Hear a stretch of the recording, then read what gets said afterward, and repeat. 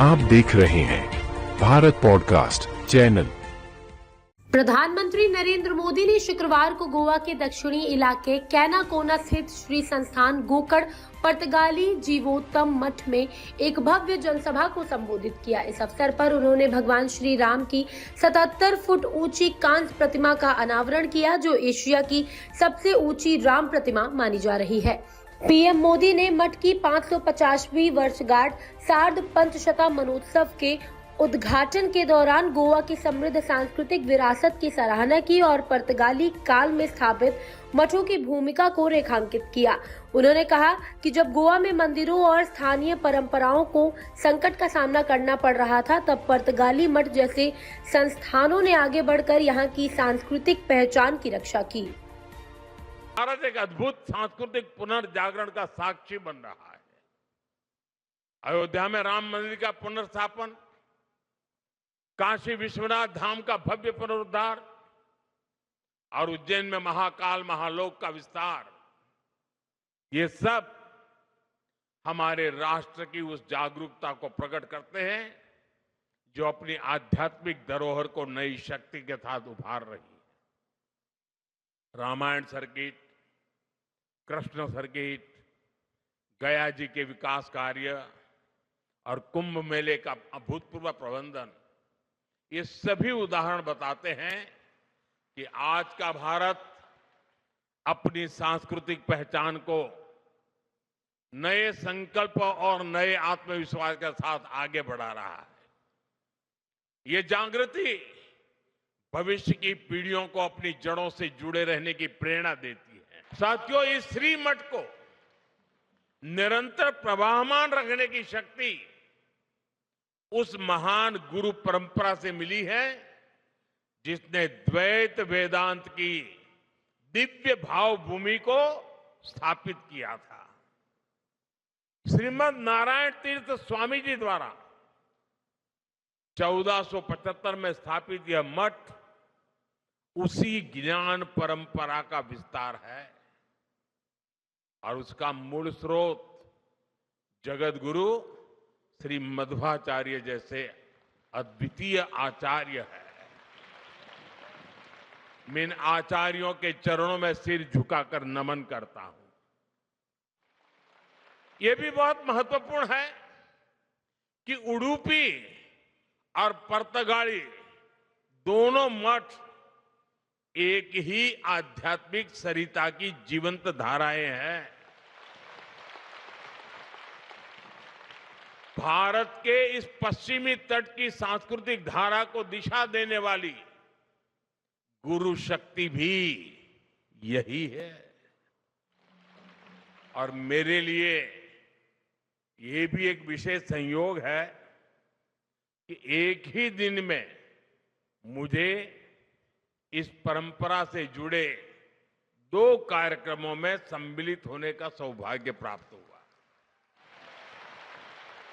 साथियों, हम सभी को गर्व है कि इस परंपरा से जुड़े परिवारों ने पीढ़ी दर पीढ़ी अनुशासन, ज्ञान, परिश्रम और उत्कृष्टता को जीवन का आधार बनाया है।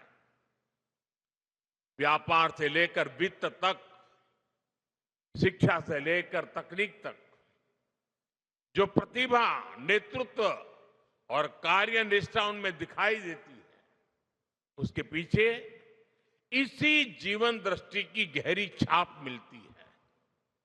इस परंपरा से जुड़े परिवारों, व्यक्तियों की सफलता की अनेक प्रेरक गाथाएं हैं। उन सब की सफलताओं की जड़ें विनम्रता, संस्कार और सेवा में दिखती है।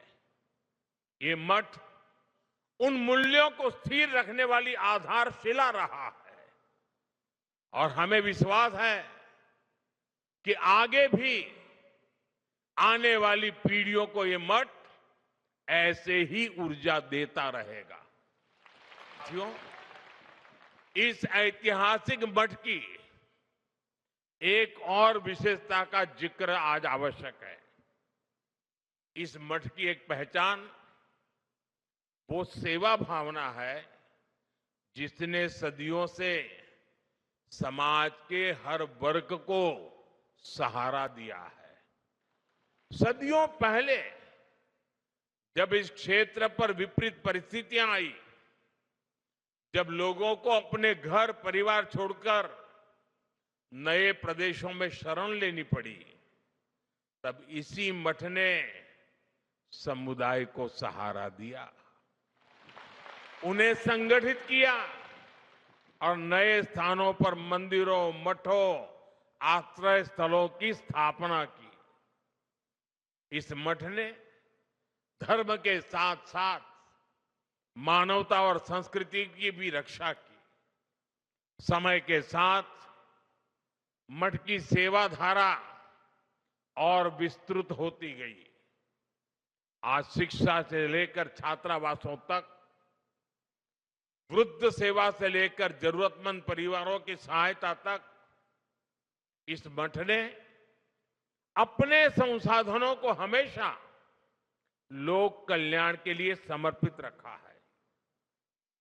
अलग अलग राज्यों में बने छात्रावास हो, आधुनिक विद्यालय हो या कठिन समय में लोगों को राहत देने वाले सेवा कार्य, हर पहल इस बात का प्रमाण है कि अध्यात्म और सेवा जब साथ चलते हैं तो समाज को स्थिरता भी मिलती है और आगे बढ़ने की प्रेरणा भी मिलती है।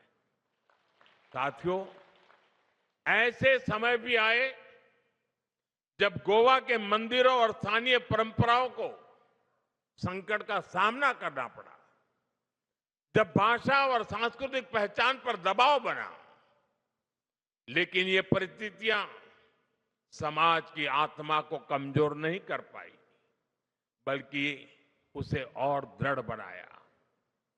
गोवा की यही विशेषता है कि यहां की संस्कृति ने हर बदलाव में अपने मूल स्वरूप को बनाए रखा और समय के साथ पुनर्जीवित भी किया।